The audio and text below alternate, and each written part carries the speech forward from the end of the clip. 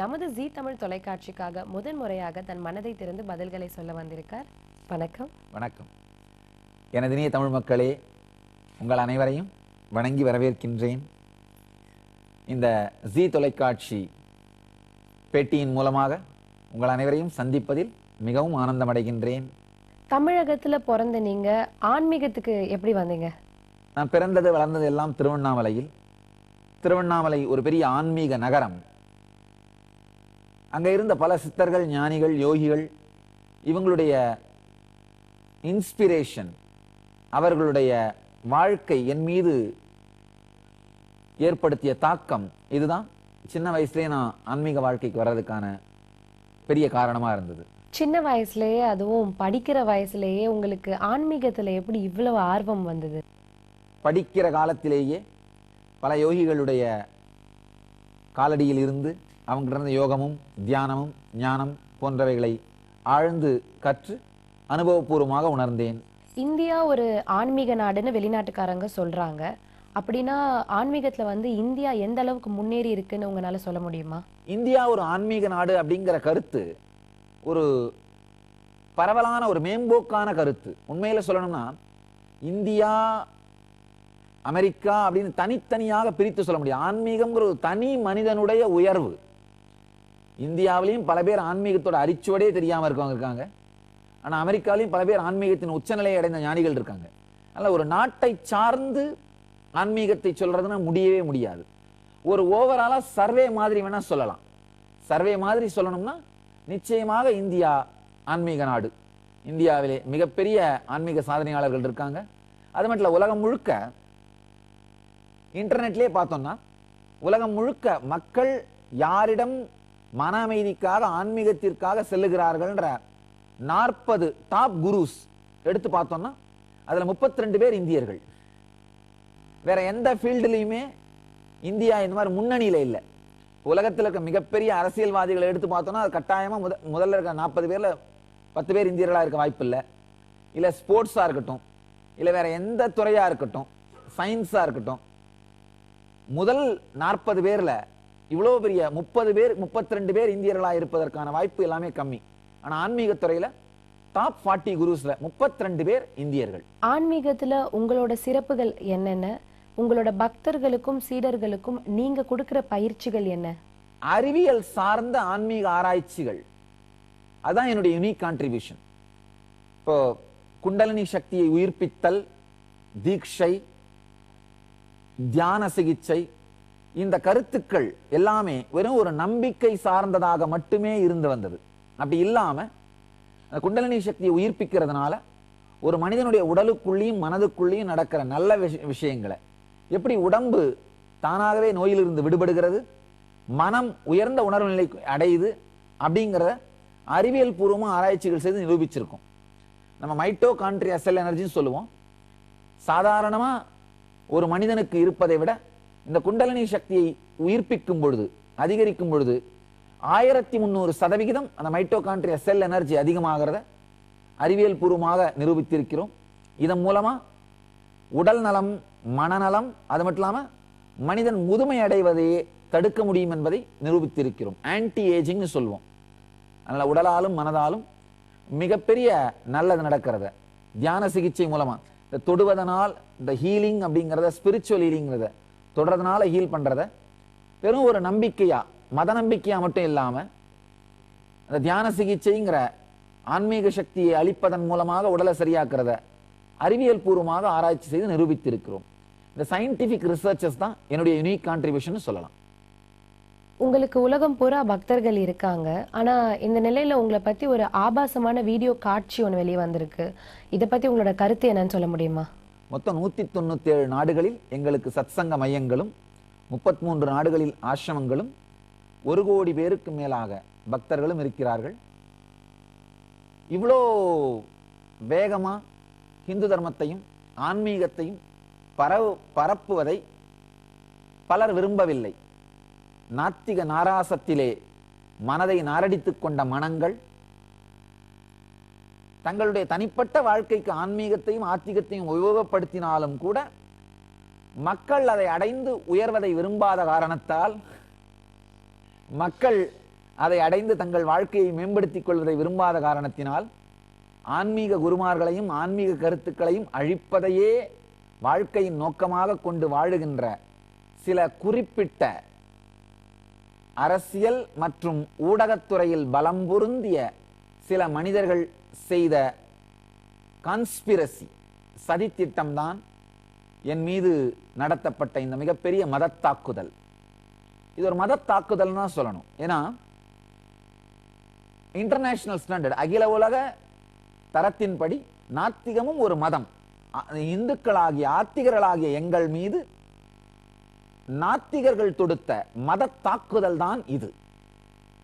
அவர்களுடைய கருத்துக்களுக்கு அப்பாற்பட்டு வாழ்பவர்கள் யாரையும் வாழ விடுவதில்லை என்கின்ற முடிவோடு இருக்கின்ற சில நாத்திகர்கள் தொடுத்த தாக்குதல் தான் இது. அப்போ உலகம் பூரா ஒளிபரப்பான அந்த வீடியோ காட்சி பொய்ன்னு சொல்றீங்களா? பொய் மட்டுமல்லாதது, அது சித்தரிக்கப்பட்டு எனக்கும் அதற்கும் சம்பந்தமே இல்லாமல் உருவாக்கப்பட்ட காட்சிகள். அது மட்டும் இல்லாம இந்த காட்சிகளின் மூலமாக என்னிடமிருந்து பிளாக்மெயில் செய்து 100 கோடிக்கு மேல் பணம் பறிக்கவும் திட்டம் தீட்டி பிளாக்மெயில் செய்தார்கள். நான் அதற்கு பணியாததனால் என்னுடைய பக்தர்களிடமிருந்து பிளாக்மெயில் செய்து பணத்தையும் பெற்றார்கள். இதற்கான மிக தெளிவான எவிடன்ஸ் சாட்சியங்கள் அனைத்தும் இருக்கின்றன. அவைகள் கோர்ட்டில் ஒப்படைக்கப்படும். ஆனா அந்த வீடியோ காட்சியில இருக்கிறது கண்டிப்பா நீங்க தான் அப்படின்னு சிவிசிஐடி ஃபோரன்சிக் லேப்ல எல்லாம் சொல்றாங்களே, அப்ப அது உண்மையா? 2 விஷயம். ஒண்ணு, தொலைக்காட்சியில் காட்டப்பட்ட காட்சிகள் தான் லேப் ஃபாரன்சிக் லேப்னு சொல்ற அந்த லேபுக்கு அனுப்பப்பட்டதா அப்படின்னு தெரியாது. இன்னும் அது கோர்ட்ல நிரூபிக்கப்படலை. 2வது, செயின் ஆஃப் கஸ்டடி எடுக்கப்பட்ட நேரத்திலிருந்து லேபுக்கு போற வரைக்கும் எங்கெங்கெல்லாம் அந்த சிப் இருந்திருக்கு, அந்த வீடியோ இருந்திருக்குன்னு தெரியாத வரை எந்த லேபுமே அதை ரிசர்ச் எடுத்து சர்டிபிகேட் கொடுக்கவே முடியாது. நாங்கள் எங்களுடைய பக்தர்கள் அமெரிக்காவில் இருக்கிற ஒரு லேப்ல கேட்டோம், இந்த மாதிரி இந்த வீடியோவை நீங்க பரிசோதனை செய்து சொல்ல முடியுமான்னு. அவங்க கேட்ட முதல் கேள்வி செயின் ஆஃப் கஸ்டடி கொடுங்க, அதுக்கப்புறம் தான் நாங்கள் அதை ரிசர்ச்சுக்கே எடுக்க முடியும். நாங்கள் ஆத்தன்டிக்கான எல்லா லேபுமே செயின் ஆஃப் கஸ்டடி தெரிஞ்ச பிறகுதான், செயின் ஆஃப் கஸ்டடி கைக்கு வந்த பிறகுதான் சர்டிபிகேஷனே கொடுக்க முடியும். அப்படி இல்லாமல் கொடுக்கிற எல்லாமே ஒரு ஒப்பீனியன், அவ்வளவுதான். அதுக்கு அடுத்தது இப்போ அந்த அவதார்னு ஒரு சிடி படம் வந்திருக்கு. அந்த சிடி எடுத்து எந்த லேபில் வேணா கொடுங்க, இந்தியாவில் இருக்கிற லேபில் அவங்க அது உண்மைன்னு தான் சொல்லுவாங்க, மார்க்னு சொல்ல முடியாது. ஏன்னா இந்தியாவில் இருக்கிற டெக்னாலஜிக்கு அந்த அளவுக்குத்தான் திறமை இருக்கிறது. இந்தியாவில் இருக்கிற ஃபாரன்சிக் லேப் டெக்னாலஜி எல்லாம் தாண்டி ரொம்ப சொஃபஸ்டிகேட்டடா மார்க் பண்றதுக்கான டெக்னாலஜி இந்த காலத்தில் வந்துருச்சு. கண்ணை ஏமாற்ற முடியும் அப்படிங்கிறது தான் $1000 பில்லியன் சினிமா இண்டஸ்ட்ரியோட அடிப்படை ஆதார வார்த்தைங்கயா. அப்போ இதுவரைக்கும் நடந்த லேப் முடிவுகள் எல்லாமே பொய்ன்னு சொல்றீங்களா? பொய் உண்மை என்பது கோர்ட்டில் நிரூபிக்கப்பட வேண்டும். ஆனா என்னுடைய தரப்பு நியாயங்களை, வாதங்களை, உண்மைகளை உங்களுக்கு எடுத்து வைக்கின்றேன். நாங்க என்ன கேட்கறோம்னா, அந்த ஒரிஜினல் சிப்போட காப்பி எங்களுக்கு ஒன்று கொடுத்தா நாங்க ஃபாரின் லேப்ஸ்லயும் ரிசர்ச் பண்ணி கொடுக்குறோம், டெஸ்ட் பண்ணி கொடுக்குறோம். அது ஒன்று. 2வது, சார்ஜ் ஷீட்ல போலீஸே சொல்லியிருக்காங்க அந்த சிப்ல வந்து நிறைய எடிட்டிங் நடந்து டெலிட்டிங்லாம் நடந்திருக்கு அப்படின்னு. அப்படினால என்ன அர்த்தம்? Altered, misrepresented, manipulated. நேச்சுரலி அது எப்படி ஒரிஜினலா இருக்க முடியும்? உங்க மேல எந்த தப்பும் இல்லைன்னு சொல்றீங்க, அப்போ ஏன் ஹிமாச்சல் பக்கம் தப்பி ஓடுனீங்க? அந்த நேரத்தில் நான் பதுங்கி இல்லை, அது முக்கியமான விஷயங்கயா. பதுங்கி இல்லை, கும்பமேளாவில் கலந்து கொண்டிருந்தேன், அது ஒண்ணு. 2வது, போலீஸிடமிருந்து தப்பிக்கவில்லை, ரவுடிகள் இடமிருந்து என்னை பாதுகாப்பதற்காக என்னுடைய பக்தர்கள் என்னை தனி இடத்தில் தங்க வைத்தார்கள். இப்ப என் மேல தாக்குதல் நடத்தினவங்க ஒரு தார்மீகமா சட்ட ரீதியான தாக்குதல் மட்டும் நடத்துவார்கள்னா பரவாயில்ல, நாங்களும் சட்டப்படி அதை எதிர்கொண்டிருக்க முடியுங்க. ஆனா தாக்குதல் செய்தவர்கள் ரவுடிகள். அதாவது நான் வந்து மக்களை ஹீல் பண்ணி நல்லது பண்ணி அதனால உருவான சிம்மாசனத்தில் உட்கார்ந்துருக்கேன். ஆனா இந்த ரவுடிகள் மக்களை கொல்வதனால் உருவார சிம்மாசனத்தில் உட்கார்ந்துருக்காங்க. அவர்களுக்கு அழிப்பதும் கொல்வதுமே வேலை. ஸோ அந்த மாதிரியான நபர்கள்ட்ட சட்ட ரீதியாகவோ தார்மீக ரீதியாகவோ எதையாவது பேசியோ அல்லது எதிர்கொள்ளோ இயலாத வேலை, இயலாத நிலை. அதனால என்னுடைய சன்னியாசிகள் காக்க வேண்டும் என்பதற்காக தனி இடத்தில் தங்க வைத்திருந்தார்கள். ஆனாலும் தொடர்ந்து நான் மீடியாவை பார்த்துட்டு தான் இருந்தேன். அந்த டைம்லையும் தினந்தோறும் குறைஞ்சபட்சம் 5 மீடியாவது பார்த்துட்டு இருந்தேன். ப்ரெஸ் மீட் கொடுத்துட்டே இருந்தேன். தொடர்ந்து நான் பேசி யூடியூப்ல அப்லோட் பண்ணிட்டே தான் இருந்தோம். அது மட்டும் இல்லாமல் எங்கேயும் பதுங்கி இல்லை. 10 சன்னியாசிகளோடு ஒரு பொது இடத்தில் தங்கி இருந்து தினந்தோறும் 8 கிலோமீட்டர் ஊருக்குள்ள வாக்கிங் போயிட்டு வந்துட்டு இருந்தேன். உங்களுக்கு வந்து ரவுடிகளால ஆபத்து இருக்கு அப்படின்னு சொல்லியிருக்கீங்க. அப்படின்னா முதலமைச்சரையோ போலீஸ் கமிஷனரையோ பார்த்து நீங்க ஏதாவது புகார் கொடுத்திருக்கலாம். அப்படிலாம் செய்யாம ஏன் எனக்கு பாதுகாப்பே இல்லை அப்படின்னு சொல்றீங்க? சரி, அடுத்த கேள்விக்கு போகலாம். அந்த வீடியோ காட்சியில இருந்த உங்க பக்தையான ரஞ்சிதா அது வெளிவந்தனால ஏதாவது பாதிப்படைஞ்சிருக்காங்க நீங்க நினைக்கிறீங்களா? நிச்சயமாக இந்த மொத்த சம்பவத்தினாலும் ரஞ்சிதா பாதிக்கப்பட்டதற்காக நான் உண்மையில் வருந்துகிறேன். அவருக்கும் அவருடைய குடும்பத்திற்கும் என்னுடைய அன்பையும் அனுதாபத்தையும் அனுப்புகின்றேன். அது மட்டும் இல்லாம இந்த பிரச்சனையை இவர்கள் உருவாக்கிய பொழுதே நான் மீண்டும் மீண்டும் அவர்கிட்ட கேட்டேன். இந்த பிரச்சனையை உருவாக்கிய அவர்களுக்கு என்னுடைய செய்தியாகவே சொல்லி அனுப்பினேன். பிரச்சனை உங்களுக்கும் எனக்கும் தான். என்னை தாக்க முயற்சி செய்யுங்கள், ஏன் இன்னொரு பெண்ணை இழுக்கிறீர்கள், அவருடைய வாழ்க்கையை ஏன் சீரழிக்கிறீர்கள் அப்படின்னு ரொம்பவே கேட்டேன். பிரச்சனை என்னன்னா, இந்த சதி திட்டத்தை தீட்டியவர்கள் ஆரம்பத்துல ரஞ்சிதாவுடைய ஃபேஸ வெளியில காமிக்கல, டிவியில கூட பிளர் பண்ணி தான் இருந்தாங்க. ஆனா அவங்க கிட்டையும் பார்கெயின் பண்ணிட்டு இருந்தாங்க. அவங்களையும் மிரட்டினார்கள். ஒண்ணு பணத்திற்காகவும், இன்னொன்னு எனக்கு எதிராக சாட்சி சொல்லவும் அவர்களை மிகவும் கட்டாயப்படுத்தி வற்புறுத்தி மிரட்டினார்கள். அவர்கள் எனக்கு எதிராக சாட்சி சொல்ல மறுத்ததனால் அவரையும் சேர்த்து அவதூறு செய்ய துவங்கினார்கள். அவங்களை பொறுத்த வரைக்கும் என்னன்னா, தனக்கு உதவாதவர்கள் யாரா இருந்தாலும் அழிப்பது. அதாவது இந்த மனிதர்கள்ங்கயா, இந்த சதி திட்டத்தை தீட்டி செய்த மனிதர்கள் ஒரே ஒரு கப்பு காஃபி கிடைக்குதுன்னா கூட ஒரு 100 பேருடைய கழுத்து ரத்தத்தை உறிஞ்ச தயங்காதவர்கள். அந்த கேசட்டை வெளியிடக்கூடாது அப்படின்றதுக்காக லெனின் கருப்பனுக்கு நீங்க கொலை மிரட்டல் விடுத்ததாக நிறைய பேர் சொல்றாங்க. அதை பத்தி? இது முழு பொய். நான் யாருக்கும் கொலை மிரட்டல் விடுக்கவில்லை. அவரை சார்ந்த ஒரு கும்பல் எங்களை பணம் கேட்டு மிரட்டியது உண்மை. ஆனால் நான் பணம் கொடுக்கவும் இல்லை. ஆனால் என்னுடைய பக்தர்களிடமிருந்து ஒரு குழு பணத்தை பறித்தது, அது உண்மை. யார் பணத்தை பறித்தார்கள், எப்படி பறித்தார்கள் என்பதையெல்லாம் முழுமையாக கோர்ட்டில் சொல்கின்றேன். ஆனால் நான் யாரையும் மிரட்டவில்லை. இது முழு பொய். அது முழு பொய் என்பதை கோர்ட்டில் நிரூபிப்போம். லெனின் கருப்பன் உங்க ஆசிரமத்துல இருந்தப்போ பெண் சீடர்களுக்கெல்லாம் பாலியல் தொந்தரவு கொடுத்ததா ஒரு புகார் அவர் மீது கொடுத்திருக்காங்க. அதை பத்தி உங்களோட கருத்து என்ன? அது அந்த பெண்களைத்தான் கேட்கணும். அந்த பெண்களைத்தான் கேட்க வேண்டும். அவர்கள் புகார் சொல்லி இருக்கிறார்கள். நான் கேள்விப்பட்டவரை இவைகளெல்லாம் உண்மை என்றே நான் நினைக்கின்றேன். அவர்கள் இல்லைன்னா அந்த பெண்கள் காரணம் இல்லாமல் பொய் சொல்ல வேண்டிய அவசியம் இல்லை. அவருடைய நடவடிக்கைகளை பார்க்கும் பொழுது இவைகள் உண்மையாக இருப்பதற்கான வாய்ப்புகள் உண்டு. கோர்ட்டில் அவைகள் இப்பொழுது ஆராயப்படும். கோர்ட் இதை முடிவு செய்யும். பொதுவாகவே ஆன்மீகம், ஆசிரமம் இது எல்லாமே பணம் சம்பாதிக்க தான் அப்படின்னு நிறைய பேர் சொல்றாங்க. இதை பத்தி உங்களோட கருத்து என்ன? 2 விஷயம். என்னை பொறுத்தவரை எங்களுடைய இயக்கத்தினுடைய 90% நிகழ்ச்சிகள் இலவசமாக வழங்கப்படுகிறது. 10% மட்டும்தான் பணம் பெற்று நடத்தப்படுகிறது. அந்த 10% வர்ற பணத்தை வச்சு தான் நாங்கள் 90% நிகழ்வை நடத்தியாக வேண்டும். இது ஒன்று. 2வது விஷயங்கய்யா, வெறும் பணத்துக்காக நான் ஆன்மீகத்துறைக்கு வர வேண்டியது இல்லைங்கய்யா. 1200 படித்த வேலையை பார்த்து கொண்டிருந்த இளைஞர்கள் தங்களுடைய வேலை வாழ்க்கையை உதறிவிட்டு இங்கு வந்திருக்கிறார்கள். உங்க பக்கத்தில் உட்கார்ந்திருக்க ஒரு பிடிஎஸ் டாக்டர். அந்த மாதிரி படித்த டாக்டர்கள், இன்ஜினியர்கள் 1200 பேர் தங்களுடைய வேலையை உதறிவிட்டு இங்க வந்திருக்கிறார்கள். இவங்க எல்லாரையும் ஒன்றா திரட்டி இருக்குன்னா பணம் தான் வேணும்னா இவங்களெல்லாம் வேலை செய்ய சொன்னாலே இப்ப எங்களுக்கு எவ்வளவு வருதோ அதை மாதிரி 100 பங்கு பணம் வரும். ஆனா இவர்கள் எல்லோரும் இந்த வேலையை விட்டது மட்டும் இல்லாம நானும் என்னோட வேற எந்த வேலையும் செய்யாம இந்த மொத்த சக்தியும் ஆன்மீக இயக்கத்துக்காக செலவு பண்றது. ஆன்மீக நோக்கத்திற்காகத்தான். இவ்வளவு பெரிய இயக்கத்தை கிரியேட் பண்ற சக்தி இருக்கிற எனக்கு பணம் தான் வேணும்னா ஒரு பிசினஸ் பண்ணி கம்பெனி ஆரம்பிச்சுன்னா இதை விட பல லட்சக்கணக்கான பல ஆயிரக்கணக்கான கோடியை சேர்த்துருப்பீங்க. இந்த கடந்த 8 ஆண்டு வாழ்க்கை, என் பொது வாழ்க்கையில 8 ஆண்டு கால பொது வாழ்க்கையில ஏறத்தாழ 9000 மணி நேரம் பேசியிருக்கேன். இது அரசியல் துறையில சாதிச்சிருந்தா இந்நேரம் ஏதாவது ஒரு பெரிய அரசியல் துறைக்கு போயிருப்பீங்க. நாட்டை கொள்ளடிச்சு பல கோடி சேர்த்திருக்கலாம்.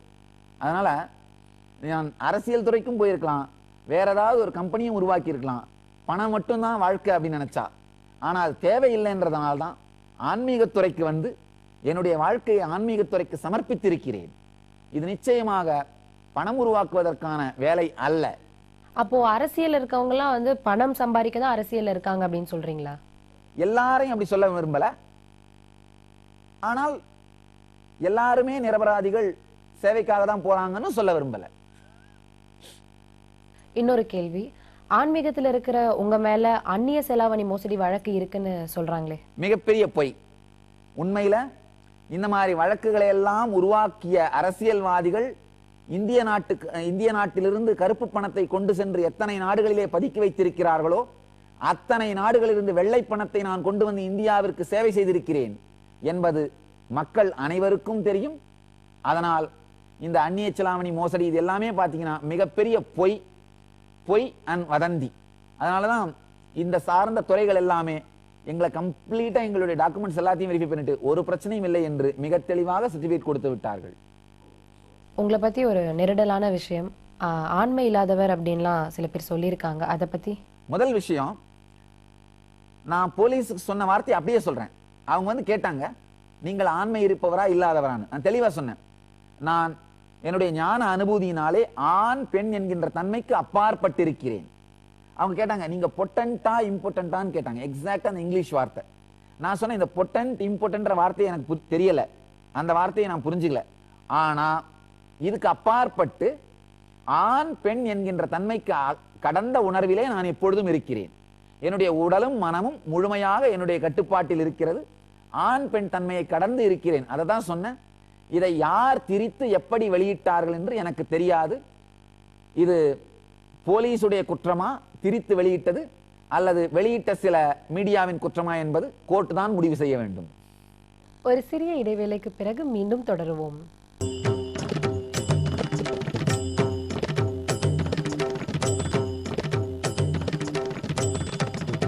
தமிழகத்துல இருந்து வர சீடர்கள் எல்லாம் மிரட்டி நீங்க உங்க ஆசிரமத்துல வச்சிருக்கீங்க அப்படின்னு சென்னை கமிஷனர் அலுவலகத்துல பல புகார்கள் உங்க மேல இருக்கு. அதை பத்தி நீங்க என்ன சொல்றீங்க? அது மிகப்பெரிய பொய், மிகப்பெரிய பொய். இந்த ஆசிரமம் முழுக்க சுத்தி பாருங்க நீங்க, எங்களுக்கு காம்பவுண்டே இல்லை, இங்க யாரையும் மிரட்டி உருட்டி வைக்க முடியாதுங்கய்யா. இது திறந்த வெளி, யார் வேணா வரலாம், யார் வேணா போகலாம். அது மட்டும் இல்ல, யார் ஆசிரமத்துக்குள்ள வந்தாலும் அவர்களுடைய பெற்றோருடைய ஒப்புதல் கடிதம் பெற்று வந்த பிறகுதான் ஆசிரமவாசியாகவே அவர்கள் ஆக முடியும். நீங்க ஆசிரமத்துக்குள்ள இருக்க யார் பேரை வேணா சொல்லுங்க, அவருடைய பெற்றோருடைய ஒப்புதல் கடிதத்தை உடனே எடுத்து கொடுக்குறோம். உண்மையில லெனின் கருப்பனுக்கும் உங்களுக்கும் அப்படி என்னதான் பிரச்சனை? அவர் ஆசிரமத்துக்கு பிரம்மச்சாரியாக வந்தார். அவருடைய ஒழுக்க குறைபாடு மற்றும் நேர்மை குறைபாடினால் அவரை டிமோட் பண்ணோம். பிரம்மச்சரியம் நிலையிலிருந்து கீழே எடுத்துட்டு வந்தோம், ட்ரைனிங் நிலைக்கு எடுத்தணும், ஆக்கணும். அதனால் அவருக்கு ஏற்பட்ட அகங்காரம் மற்றும் வெறுப்பு, கோபம் இதெல்லாம் கலந்து இது போன்ற சதித்திட்டங்களில் வேலைகளில் இறங்கினார். ஒரு நடுத்தர குடும்பத்தில இருந்து வந்த நீங்க ஆன்மீகத்துக்குள்ள வந்த உடனே எப்படி இவ்வளவு பெரிய ஆசிரமத்தை உருவாக்க முடிஞ்சது? என்னுடைய குடும்பம் நடுத்தரமான குடும்பம், மிகவும் ஏழ்மையானதும் அல்ல, மிகவும் வசதியான குடும்பம் அல்ல, நடுத்தரமான குடும்பத்தில் தான் பிறந்து வளர்ந்தேன். இந்த ஆசிரமும் ஆன்மீக இயக்கமும் ஆன்ம சக்தியினால் உருவானது. ஒரு தாமரை பூத்தா தானாவே வண்டுகள் வரும். தாமரைக்கு மார்க்கெட்டிங் டிபார்ட்மெண்ட் தேவையில்லை, எனக்கும் எந்த மார்க்கெட்டிங் டிபார்ட்மெண்ட்டும் கிடையாது. என்னை சுற்றி வருபவர்களுக்கு உடலும் மனதும் நலமானதனால் இந்த செய்தி உலகம் முழுவதும் பரவி உலகம் முழுவதிலும் இருந்து மக்கள் வந்தார்கள். முக்கியமா நாங்க செஞ்ச அறிவியல் ஆராய்ச்சிகள் ஆன்மீக சக்தியை அறிவியல் பூர்வமாக நிரூபித்ததனால் இதுவரைக்கும் 13 மிகப்பெரிய ஆராய்ச்சிகளை பண்ணியிருக்கோம். பல வெளிநாட்டு பல்கலைக்கழகங்களை சார்ந்த மருத்துவர்கள், விஞ்ஞானிகள் அவர்கள் மூலமாக பல ஆன்மீக ஆராய்ச்சிகளை செய்தோம். இந்த ஆராய்ச்சிகள் மிகவும் பிரபலமாக உலகம் முழுவதும் பரவியதனால் பல லட்சக்கணக்கான மக்கள் உலகம் முழுவதும் இருந்து வந்தார்கள். அவர்களுடைய உடல் மன நலமடைந்ததனால் தானாகவே இயக்கம் வளர்ந்தது. பணம் அப்படிங்கிறது நான் செய்த சேவையினுடைய சைடு எஃபெக்டா என்னை சுத்தி சேர்ந்தது. அதுவே குறிக்கோள் அல்ல, அதுவே முக்கியமான பாகமும் அல்ல. நான் செஞ்ச பல நல்ல வேலைகளுடைய சைடு எஃபெக்டா பணம் சேர்ந்தது. அதுவும் மீண்டும் சமூகத்துக்கே உபயோகமாகின்ற சேவையாக செலவு செய்யப்படுகிறது. உலகம் முழுக்க எந்த இடத்துல எங்களுடைய பக்தர்கள் ஒன்று சேர்ந்தாலும், பணம் ஒன்று சேர்ந்தாலும், பக்தர்கள் தங்கள் நேரத்தை செலவு செய்து அந்த பணத்தை மீண்டும் சமூகத்திற்கே திருப்பி அளிக்கிறார்கள். ஒரு சின்ன உதாரணம், எங்களுக்கு 100 ரூபா மக்கள் கொடுத்தாங்கன்னா எங்கள் உழைப்பை எல்லாம் சேர்த்து 200 ரூபாய் பெருமான ஒரு சேவையை சமூகத்திற்கு திருப்பி அளித்து விடுகின்றோம். அதுதான் நாங்க செய்யறது. நீங்க சாமி சிலைகள் எல்லாம் நிறைய தயாரிச்சு வெளிநாட்டுக்கெல்லாம் எக்ஸ்போர்ட் செஞ்சு அதுல வந்து கோடி கோடியா பணம் சம்பாரிச்சிருக்கீங்க அப்படின்னு சொன்னாங்க. அது மட்டும் இல்லாம பாண்டிச்சேரியில கூட நீங்க வோடஃபோன் டீலரா இருந்து அதுலயும் நிறைய பணம் சம்பாரிச்சிருக்கீங்க அப்படின்லாம் புகார் வந்திருக்கு. அதை பத்தி நீங்க என்ன சொல்ல விரும்புறீங்க? இது எல்லாமே முழு பொய். அதாவது எந்த சிலைகள் செய்தும் எங்கேயும் எக்ஸ்போர்ட் பண்ணல. எங்கள் பக்தர்கள் செய்து எங்களுடைய ஆசிரமங்களுக்கு அனுப்பினார்கள். ஆசிரமங்களுக்கு அனுப்பப்பட்டது தானே தவிர மற்றபடி எந்த விதமான பிசினஸோ, ஐயா பாண்டிச்சேரிக்குள்ள வோடபோன் டீலர்ஷிப் எடுத்திருந்தா கூட எத்தனை கோடி சம்பாதிச்சிட முடியும்? மிஞ்சி போனா சில ஆயிரங்கள் கூட சம்பாதிக்க முடியாது. பாண்டிச்சேரி இருக்கிற வோடபோன் டீலர் நீங்க போய் அப்ரோச் பண்ணி பாருங்களேன், எவ்வளவு நீங்க சம்பாதிக்கிறீங்க அப்படின்னு. இதெல்லாம் முழுமையாக மூடத்தனமாக சொல்லப்படுகின்ற அரைகுறையான குற்றச்சாட்டுகள், புரியாத்தனமாக சொல்லப்படுகின்ற அரைகுறையான வதந்திகள். உங்க மேல பல புகார்கள் வந்திருக்கு. ஆனா இந்த நிலைமையில தமிழ்நாட்டு மக்களுக்கும் உங்களோட பக்தர்களுக்கும் நீங்க சொல்ற உண்மையான விளக்கம் என்ன? முதல் விஷயம், தமிழக மக்களோ பக்தர்களோ இந்த வதந்திகளையோ குற்றச்சாட்டையோ நம்பவில்லை. சில மூடர்கள் மக்களை மூடத்தனத்தினேயே வைப்பதற்காக பகுத்தறிவு என்கின்ற பெயராலே சொல்லுகின்ற பைத்தியக்காரத்தன விஷயங்களை மக்கள் நம்பவில்லை. அதை தாண்டி தங்கள் பகுத்தறிவை மக்கள் உபயோகப்படுத்த துவங்கிவிட்டார்கள். அதனாலதான் பாத்தீங்கன்னா, என்னுடைய பிறந்த நாளுக்கு நான் திருவண்ணாமலைக்கு சென்றிருந்த பொழுது ஆயிரக்கணக்கான மக்கள் திரண்டிருந்தார்கள். ஆனால் சில மீண்டும் மீண்டும் என்னை பழிப்பதை மட்டும் வேலையாக இல்லாமல் அழிக்க வேண்டும் என்ற நினைவு வேலை என்ற எண்ணத்தோடு வேலை செய்கின்ற சில தொலைக்காட்சிகள் ஏதோ பெருந்திரளான மக்கள் திரண்டு கருப்பு கொடி காட்டியதாக பரப்பிய வதந்தியெல்லாம் மக்கள் நம்பவில்லை. ஆயிரக்கணக்கான மக்கள் சத்சங்கத்தை கேட்க ஒன்றாகி திரண்டிருந்தார்கள்.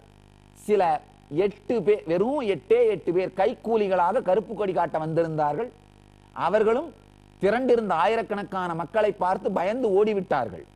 இதுதான் நடந்த உண்மை. லெனின் கருப்பன் மட்டும்தான் உங்களுக்கு எதிரி அப்படின்னு நாங்க நினைச்சோம். ஆனா இப்போ நீங்க சொல்றத பார்த்தா உலகம் பூராவே உங்களுக்கு எதிரிகள் இருப்பாங்க போல இருக்கு. இல்ல, உலகம் முழுக்க எதிரிகள் இல்லை. சில பேர் இந்த லெனின் கருப்பன் என்கின்ற ஒரு நபரை உபயோகப்படுத்தி கொண்டு செய்கின்ற சதித்திட்டம் இது, அவ்வளவுதான். இப்போ உங்க மேல சுமத்தப்பட்டிருக்க இந்த எல்லா குற்றச்சாட்டுகளுக்கும் இறுதியா நீங்க என்னதான் சொல்றீங்க? என் மீது சுமத்தப்பட்ட எல்லா குற்றச்சாட்டுகளும் பொய். நான் நிரபராதி என்று மிக தெளிவாக கூடிய விரைவில் நீதிமன்றத்தில் நிரூபிப்பேன். இதுதான் உண்மை. உங்களுடைய மனம் திறந்த கருத்துக்களை எங்களோட பகிர்ந்துக்கிட்டதுக்கு ரொம்ப நன்றி சுவாமி. இந்த சூழலில் மிகவும் சமூக பொறுப்போடு